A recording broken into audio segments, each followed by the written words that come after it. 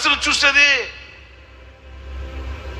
గుండె గాయపరచబడి, శరీరం చీల్చబడి, రాళ్ల దెబ్బలు శరీరానికి తగులుతుంటే బండరాత్రి తీసుకుని వచ్చి నెత్తిమీదేస్తే ప్యాటను పగిలిపోయింది తల. అలాంటి పరిస్థితుల్లో అదిగో ప్రభుని చూస్తున్నాడంటే. హల్లెలూయా. ఆ మరణం, ఆ త్యాగం, ఆ శ్రమ, ఆ శోధన, ఆ దృష్టి ప్రభువుకి ఎంత విలువైనదిగా అనిపించిందో. ప్రభువు లేచి నిలిచి ఆహ్వానిస్తున్నాడు స్టెఫన్ని. హల్లెలూయా. శ్రమలకు, శోధనలకు భయపడకూడదండి.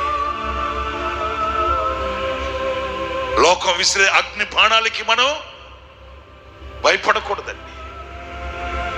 విశ్వాసమునకు కర్తయు దాన్ని కొనసాగించువాడునైనా యేసు వైపు చూస్తూ మన విశ్వాసపు యాత్రలో శోధనల్ని, శ్రమల్ని, కన్నీళ్ళని, కష్టాలని ఎదిరించుకుంటూ ప్రభువుని మీద మనం మన దృష్టి నిలిపి ఆయన్నే చూడాలి, ఆయన్నే చూడాలి.